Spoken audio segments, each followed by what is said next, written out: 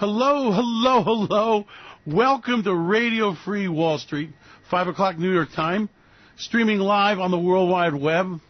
And thank you for coming. By the way, I really appreciate you guys.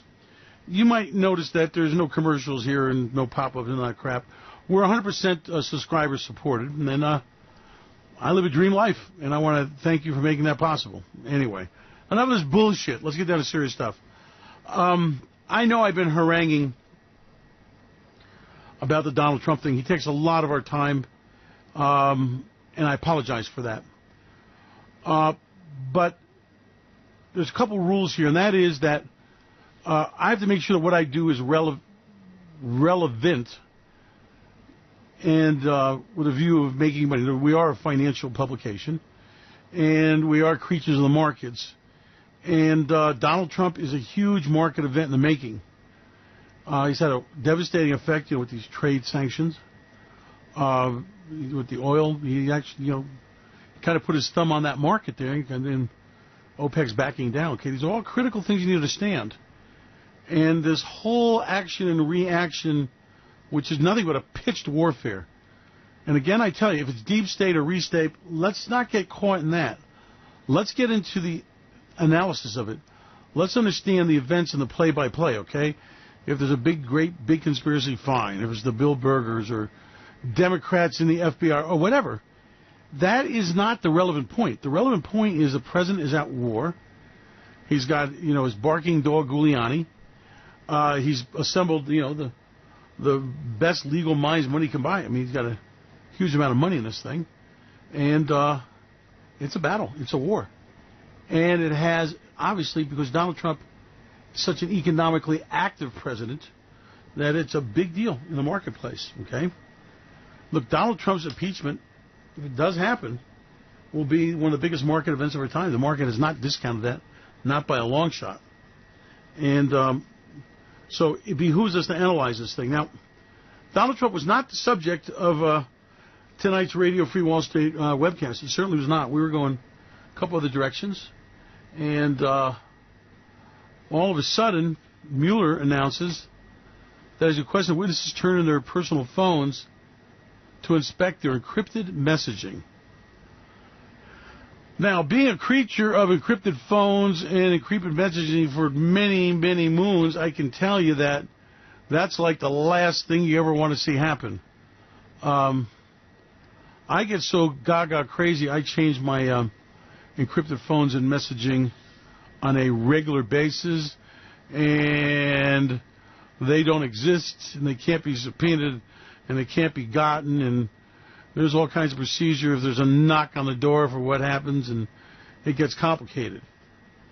And we worked with experts putting together our system. I don't use emails.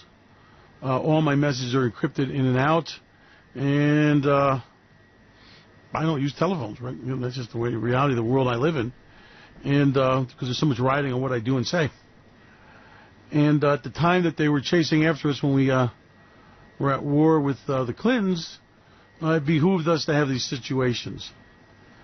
Now, if I got a president that's using and tweeting on regular phone lines and cell phones, I mean, that's kind of crazy shit. Now, the first got wind of this in that there's a cell phone intercept, and what happens is they set up a base station that emulates a cell phone tower, and your phone logs into it, and then that allows them to start interrogating your phone, downloading messages, pictures, that kind of thing. And we've heard that there was a big campaign of that around the White House ever since Donald Trump got into office. We also know that that his people use WhatsApp, Confide, Signal, and Dust. Now, we are familiar with all those systems, and I wouldn't touch any of them. Okay, just thought I'd mention that to you.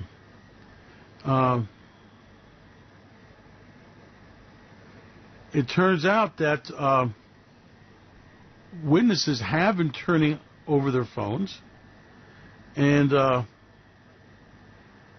that they are harvesting a lot of very interesting information, okay?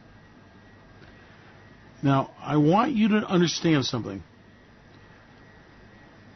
Although there's a lot of blow and go on the networks, and a lot of people trying to scoop this, and a lot of bullshit, and there's no collusion, remember, that has not been established. This guy has not made his report, okay? He has not leaked. He is not playing. Now, I can tell by the information that's coming out, I can tell that what's been disclosed in court documents, and I read all of them, that he's onto this thing. He was on to Cambridge Analytica. He was on to Bannon. And by the patterns of people disappearing out of Trump's life, once they've been compromised by the prosecutor, Trump doesn't waste any time getting rid of them. Okay? He takes no prisoners. He has no loyalty. Okay? And as you know, people are disappearing left and right.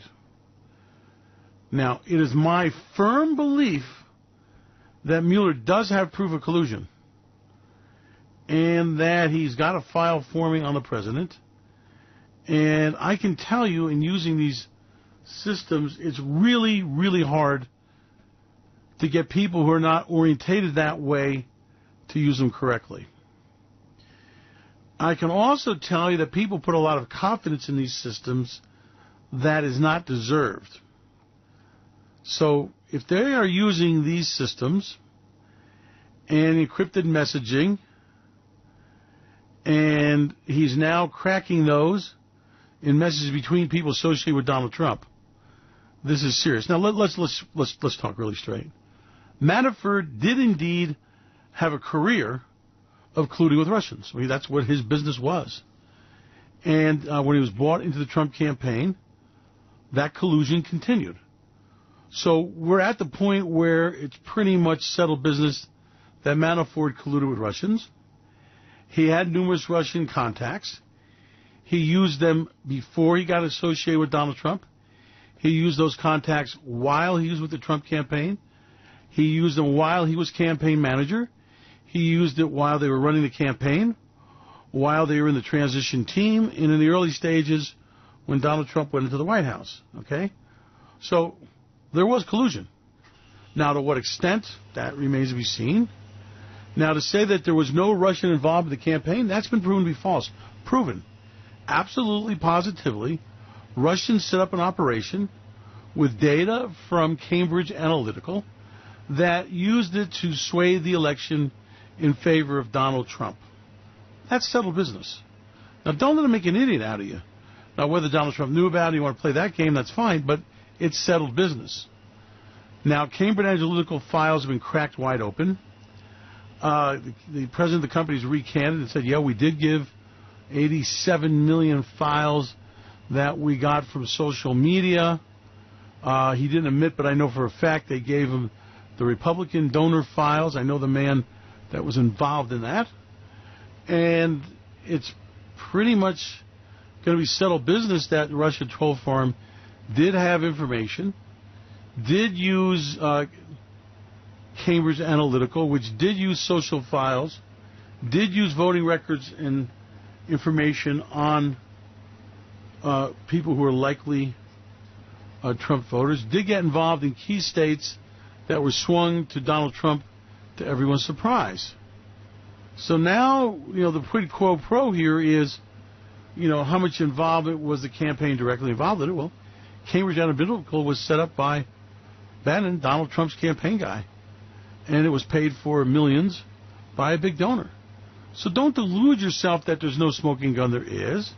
And there might be lifelong people that went to a ceremony in a temple and they put blood on a paper and they drank pig's blood and swore an allegiance to the Democratic Party and Hillary Clinton, and they're part of a deep state conspiracy to change the Republican into their idea, the Republican to their idea of what it should be, or whatever.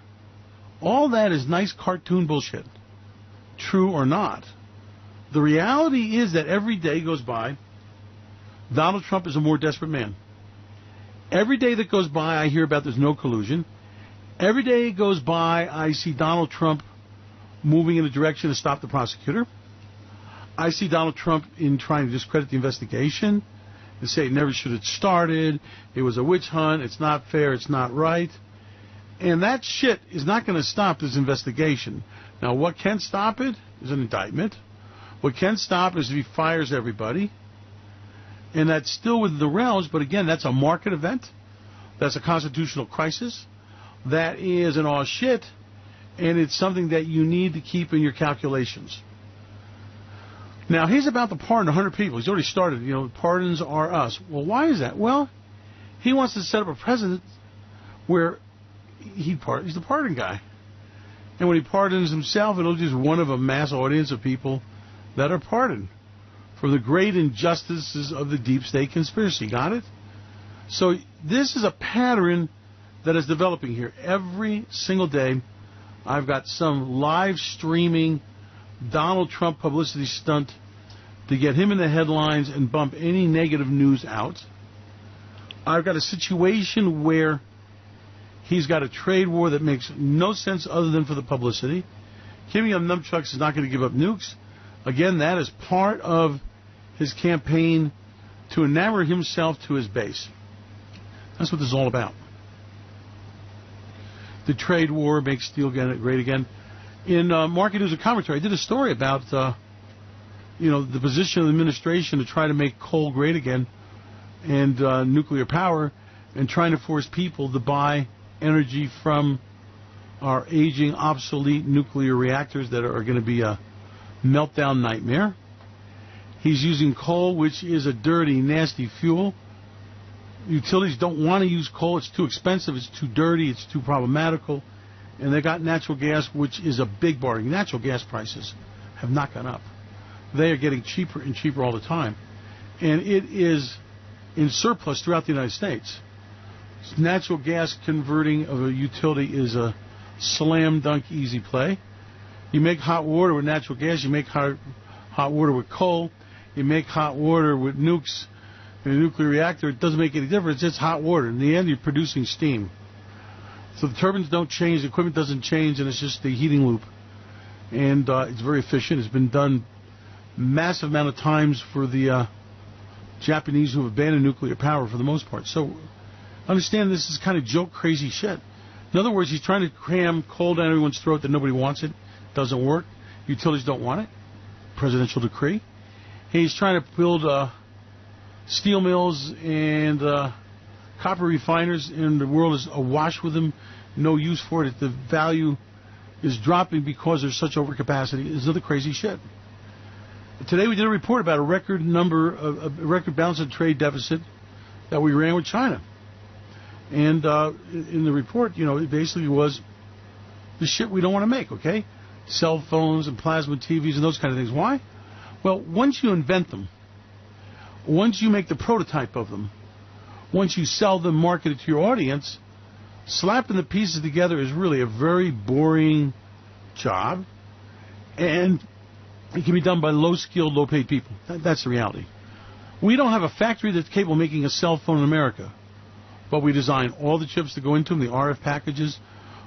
We design the elephant glass, the screens. We design just all the software that runs these miracles. And there are American companies like Qualcomm that produce the circuitry, okay? The money is not in the manufacturing. The money's in the design, the developing, and the marketing. And that's what we do in America, and that's what we do really well. So let China do the donkey work. And the problems when we're looking at these balance of trade deficits, we're not considering the intellectual property. We are not considering the key development work. Look, the wealthiest company in the world is about to be Apple.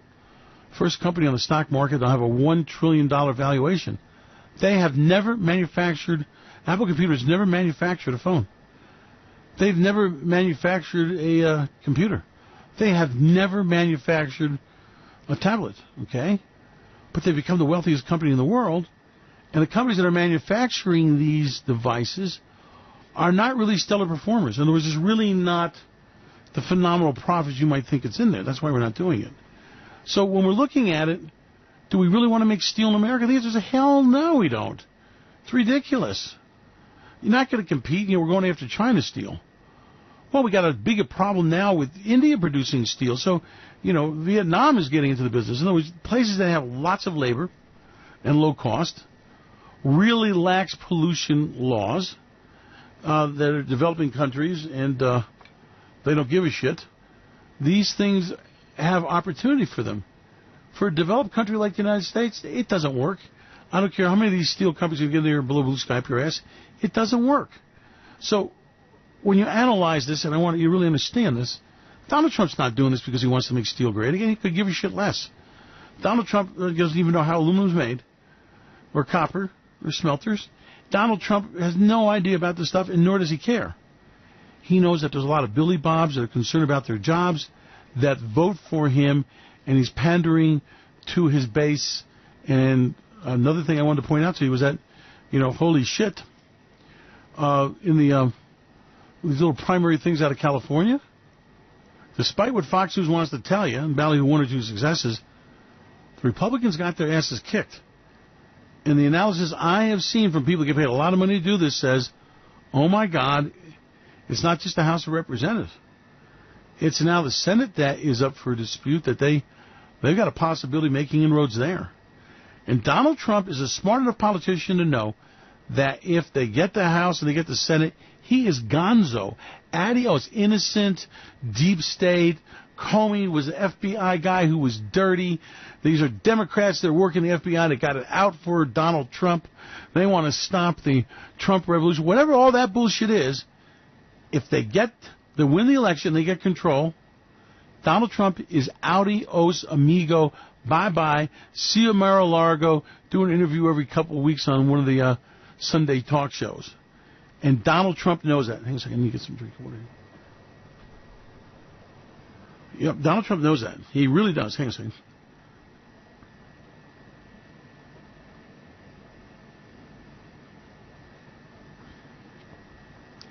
And his strategy is to play that factory worker, to play to that miner, to play that guy in a car company, to play to the blue-collar workers who are being decimated by technology.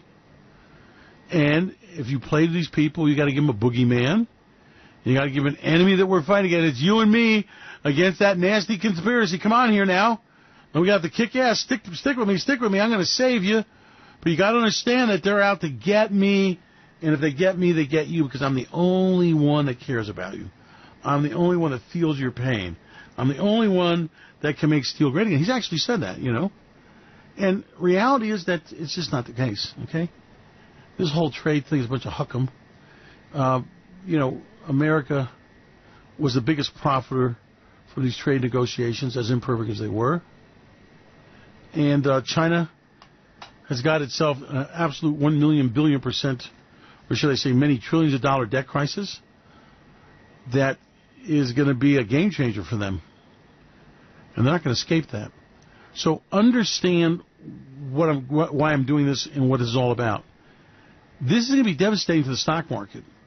This is going to be devastating to the economy no matter how it goes. There's going to be a nasty, vindictive, ugly elections. Donald Trump's going for his Nobel Peace Prize with Kim Yum Nunchucks, and whatever he's got to do to get it, he's going to do. Giuliani and Trump's attorneys are playing a nasty game. They are calling into question the FBI, the institutions of America, which is fine. I can question them myself oftentimes. But we have a president that can say he can pardon himself. He's above the law. I mean, these are going down the area of maximum danger to the republic, danger to our institutions, danger to the rule of law. And understand that the markets are not going to take this kindly. And, we're having a little party now on Wall Street, which is a great selling opportunity, I might add. And when this little ditty's over with, it's back to the reality that Donald Trump is in trouble. We're in June. We're entering into election season. Okay? And it is a war out there because let me tell you why. All the polling is suggesting the American people are very unhappy. They are deeply in debt. in spite of all this bullshit you've heard about, jobs, okay? And I appreciate the jobs. They're low-paying shit jobs. The American workers are not getting ahead, they're falling behind. The tax plan didn't work, except for the corporate guys. It's not filtering down to people who get a paycheck. And they are deeply in debt, credit card debt, automobile debt, mortgage debt is the highest ever. And the numbers are showing that the improvements are not happening, and not happening fast enough, and people are scared, and people are upset, and people are going to take action. Now, as the Fed raises rates, no matter what kind of beautiful economy Kudlow wants to tell you have, and all the beautiful magic, reality is that Fed rate increases negates anything if there was anything. They are going to go every quarter this year. We got an increase that's coming in June. Then the next quarter is September. And then they'll go again in November. And they're going to raise rates 3 times. More. 3 times more. That's 4. Another 3 times next year.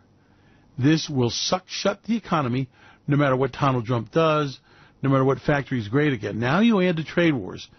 As we speak, people are not backing down from their positions, and they don't need to, because if they're smart, they will form the crisis for Donald Trump. Okay? And remember how you had the Russians collude in the election, which they did. Everybody colludes in everybody's elections, my friends. Welcome to the real world, okay? Shit, I was there when they did it in Central America. It was unbelievable how busy the CIA was in the military. I saw it with my own eyes. The Arab Spring, with the bros from, our bro, their bro, and their bro over in Egypt, delivered $1 billion cash money for that election.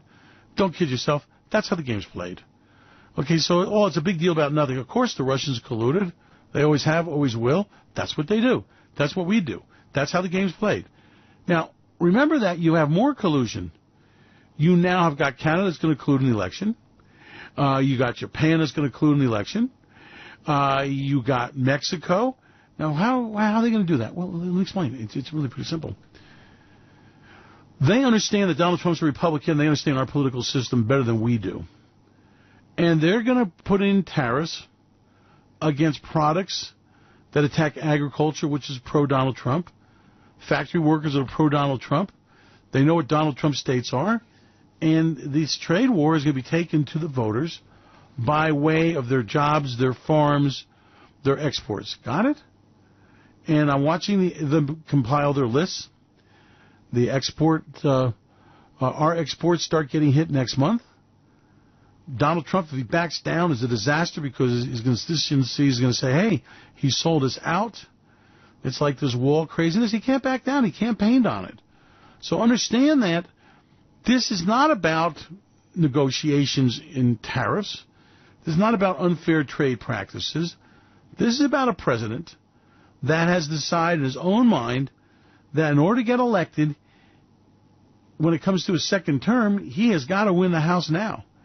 This is a president that's decided that in order to stay in office, he cannot lose his majority in either the House or the Senate, okay? And that means that he is in a war because guess what? The polling is showing that Democrats are making inroads despite Pelosi and the retards in the Democratic Party.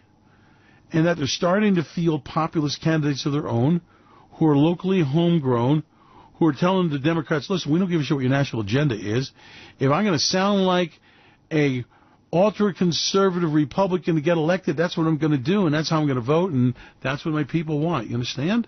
So there's no longer the Central Democratic Party decide the agenda and the lefty Louis. These guys they'll be right of Donald Trump if they need to be. And this is a revolution in how politics is done. This is a result of social media. This is a result of contact on an intimate level. This is a result of algorithms that let you pinpoint your audience precisely. And this is how the campaign is going to be run. So this is an ugly situation developing. This is an election that Donald Trump has not got a slam dunk on his hands, not by any stretch of the imagination. This is an election that Donald Trump is desperate to win. And I do not know what he'll do. He doesn't know what he'll do, but I can suffice it to say he will do anything to anyone in any way to win this thing because it's the very matter of his dream life. It's a very matter of Donald Trump's survival. And that is why we have to follow it and understand it. Now, on the other side, you better believe there must be a whole hell of a lot of really pissed off people in the Justice Department. It's now personal. And, there's a whole lot of deep state, restate, whatever the conspiracy is, it's sure as shit out there. And it's sure as shit a factor in this thing. And what's happening is it's a war in Washington, D.C. And they are cracking the whip. They got their balls in a vice, and they're tightening it on Trump's people. They're collecting their cell phones. That's the theme of this tonight's webcast on Radio Free Wall Street. And the reality is, oh, my God, oh, my God, oh, my God, there is something to be found. Listen to me. I want you to really think about this. Come on, let's talk straight. Do you think Donald Trump and his aggressive New York kids and aggressive people in the campaign would not do anything to get elected? Do you not think that they had a meeting? They said they had a meeting because these Republican trolls came bearing gifts of dirt on Hillary Clinton. Now, I know they said it was about the poor little orphans. Do you believe that shit? You think these people give a shit about orphans? Donald Trump's charity only gave money to himself, okay? Paid for his daughter's wedding. Give me a break. These are bloodsucker, aggressive, nasty people that play a dirty, nasty game. Of course they wanted dirt on Hillary Clinton. Hillary Clinton wanted dirt on Donald Trump. Hillary played for the dossier. You don't think Donald Trump didn't play the same game? Give me a break. Give me a break. Of course he's guilty. He's guilty of running an aggressive, nasty campaign like everyone else does. Dirty tricks? Look, what was the Watergate break-in with Dick Nixon? It was about campaign intelligence. Somebody got into the DNC files. Somebody got them to Donald Trump. Someone got them released, okay? Let's get over this naive bullshit. Everybody played a dirty, nasty, conniving, evil game manipulating it. Are the FBI and the investigators playing a nasty game? You're damn right they are. Are they squeezing these guys and, wow, you have a very nice Manhattan apartment here. Such a pretty wife and nice kids. Do you think that she's going to wait 20 years for you to get back out? See this? Federal institutions aren't this nice. And you have the undesirables that you have to associate with. I want you to think about that because such a pretty wife, how many times is she going to say no? How many lonely nights? Is she going to get a job working as a waitress? I mean, we're taking the house. It's a very nice house. You have a lot of nice things in here.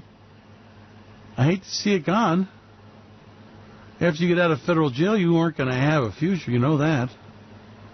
Well, think about it. We'll come back and maybe we'll talk again. Okay, these are the kind of conversations that are going on right now.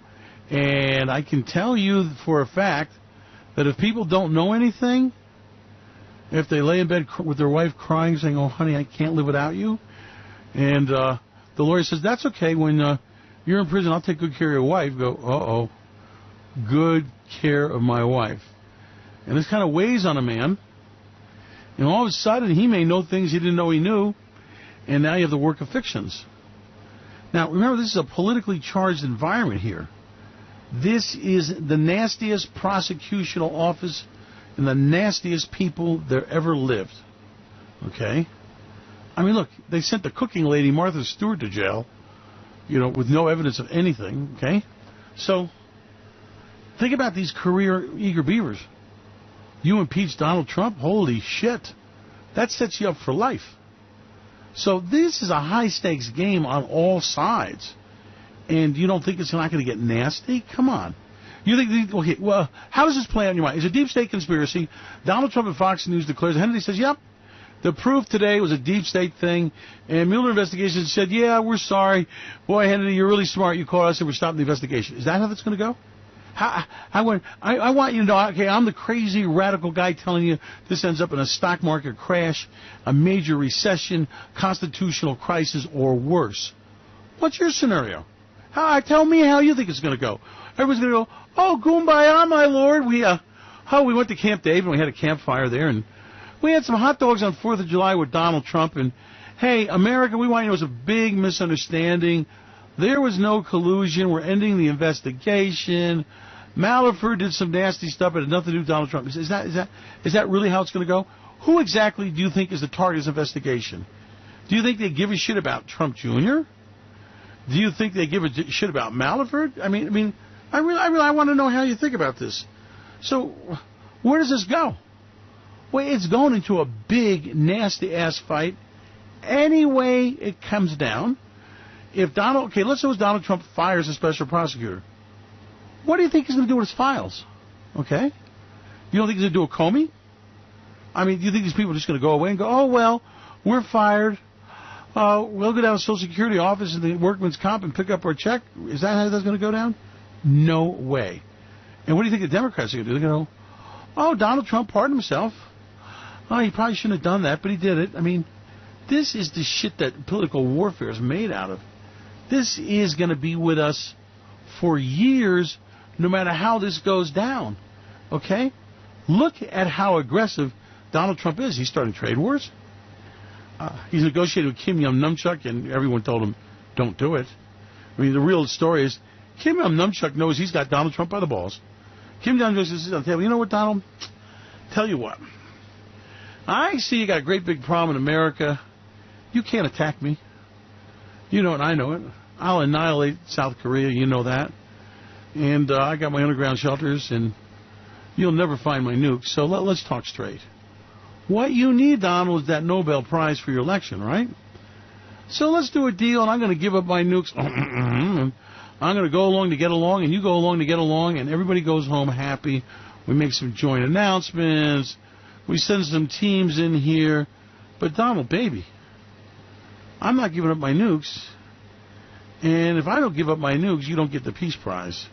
So are you sitting here, you really give a shit about this? All I got to do is fire a couple more rockets across our good friends, the Japanese, and then the whole thing starts all over again. You're going to send in your army? My army is bigger than your army. What are you going to do? Are you going to attack?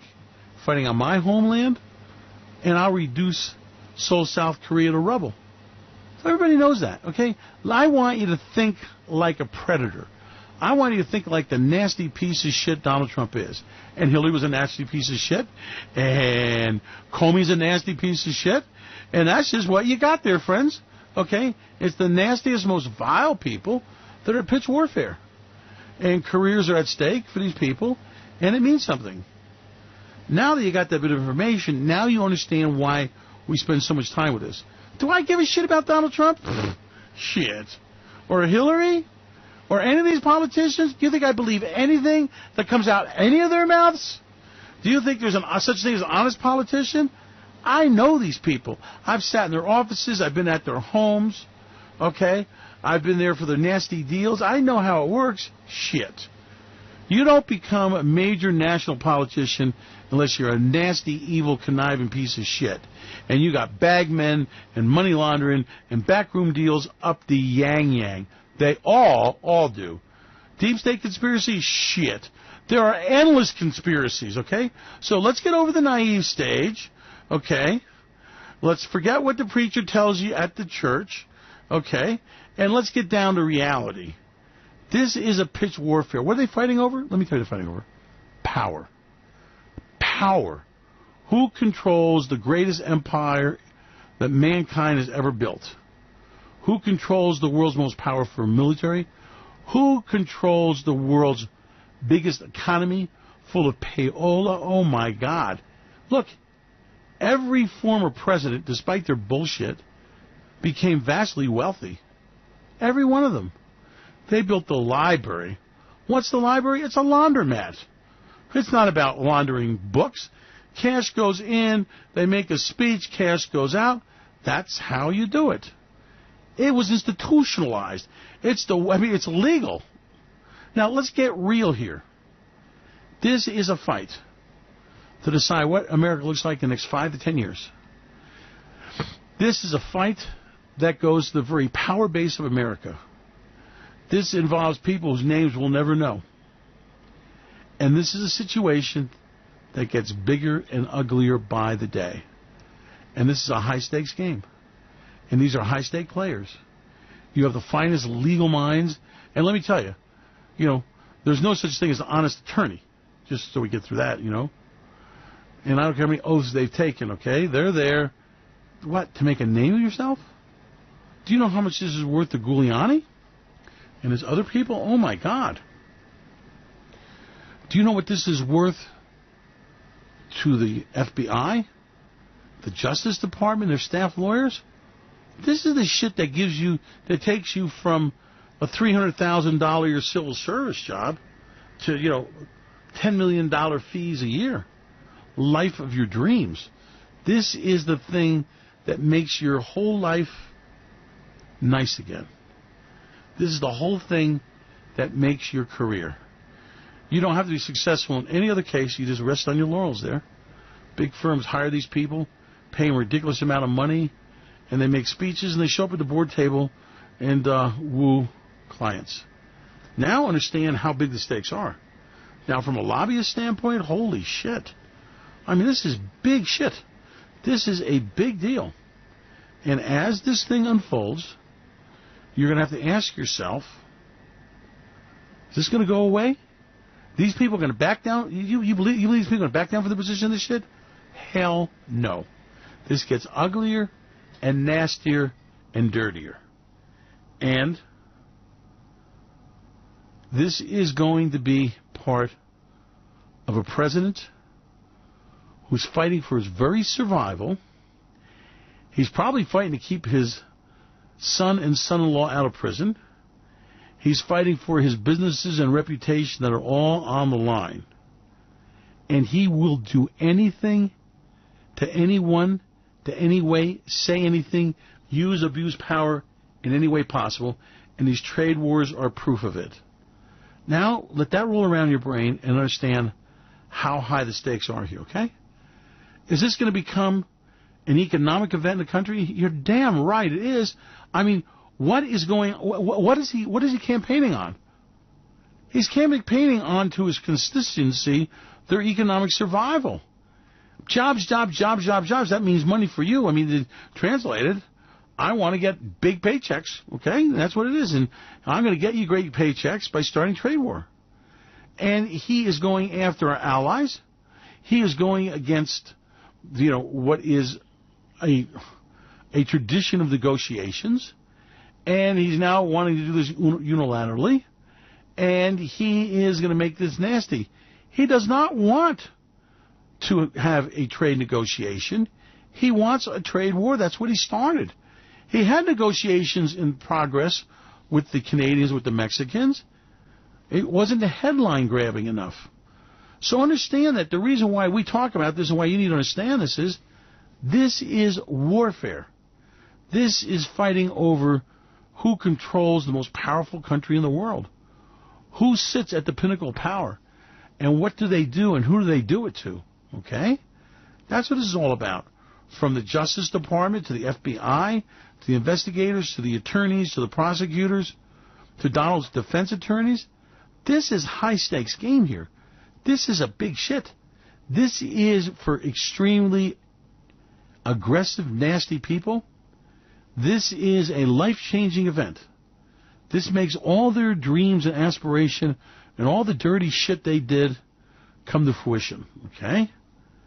And it's a big deal. And Donald Trump understands how to manipulate these people. He understands how to energize them. He understands how to corrupt them. And Mueller is on it. I mean, this guy is collecting the cell phones.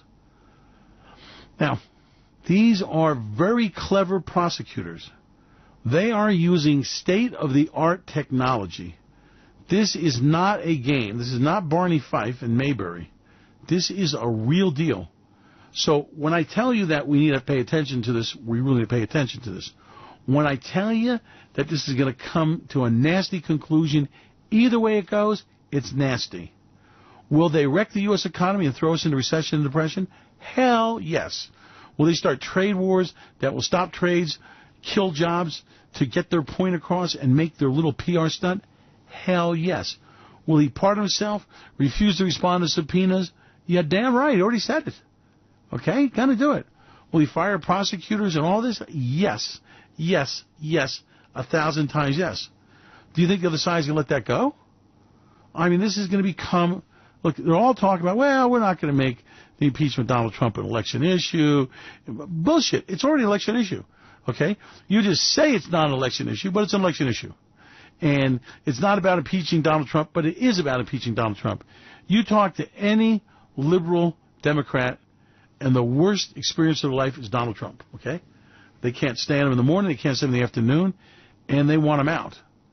And all the lefties know that, okay? The battle lines have been drawn. This is class warfare. And this is going to spin out of control, and I'm going to leave you with this. We're going to make a lot of money with this. This is going to disrupt the markets. This is going to disrupt trades. This is going to disrupt finance. This is going to disrupt the political system. And it's about who seizes power. Remember, Donald Trump himself didn't believe he won, okay? He can't tell you what a big fluke this is. But now, it's warfare. He's in. He likes it. Donald Trump's worst nightmare is he's got the special investigation. Okay? And it is one of these situations where people are disappearing in and out of the White House. And, you know, we're talking presidential subpoenas. We're talking presidential pardons. We're talking all kinds of issues that will roll into a great big political, legal crisis. And political crises and legal crises always make it to financial crises. Well, how do you know that? Well, you already got the trade war. The trade war is about finance. It's about factory jobs. It's about workers. It's about money, manufacturing, GDP. It's all about it. So this is already taking the nastiest conceivable turn of events you ever imagined. It's going to get nastier and nastier as we get to elections, mark my words, and this is going to be a major market event for years into the future. Now, I've done my job. You need to pay attention here. Do not discount this. This is a big shit. It is spinning out of control. All sides are getting more aggressive and nastier, and like I told you, oh, you have a wonderful house here and a lovely wife, and look at it, it's all going to be gone. Your wife will be married to someone else. Your children will be calling someone else daddy. Someone else will be sleeping in your bed making love to your wife. Someone else will be smoking your fine cigars and driving in your BMW. Because where you're going, it's cigarette butts. Where you're going, it's rotten hamburger patties and food out of the U.S. government surplus. There's no caviar, there's no wine, there's no champagne. There's no beautiful women.